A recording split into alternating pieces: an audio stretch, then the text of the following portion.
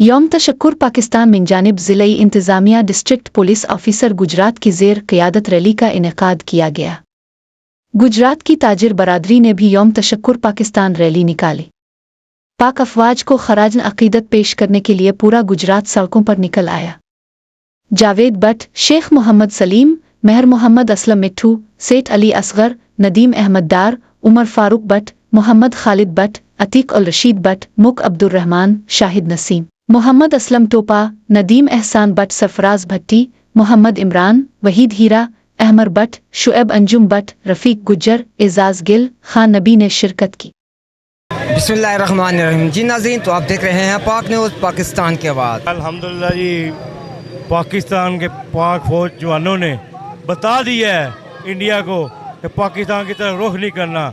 انہوں نے پتہ لگ گیا ہے کہ پاکستان وہ ایٹمی طاقت ہے، پوری دنیا آل ورلڈ کو پتہ لگ گیا، اور اس نے انڈیا نے امریکہ کے پاؤں پکڑ کے معافی مانگ کے کہا ہے کہ ہماری پاکستان سے ہمیں معافی لے کے دے۔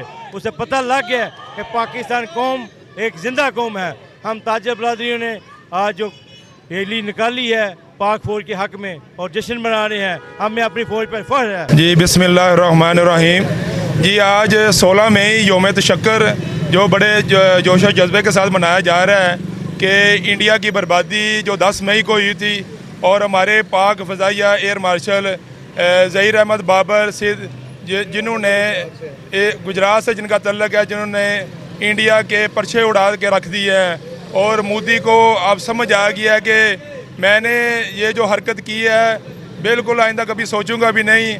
اور ہماری پاک آرمی اور پاک فوج نے، نیوی نے اور ایئر چیف مارشل نے اور چیف آرمی نے جناب ہمارا سر فخر سے بلند کر دیا ہے، اور ہم پاکستانی قوم سر اٹھا کے پھرنے والے پھر دوبارہ سے ہو گیا ہے کہ پاکستانی قوم کو یہ بڑا ایک اعزاز ملا ہے، اور کامران بشیر نے جا کے انڈیا کی دھجیاں اڑا دی ہیں۔ پاکستان پاکستان۔ آپ دیکھ رہے ہیں پاک نیوز، پاکستان کی آواز۔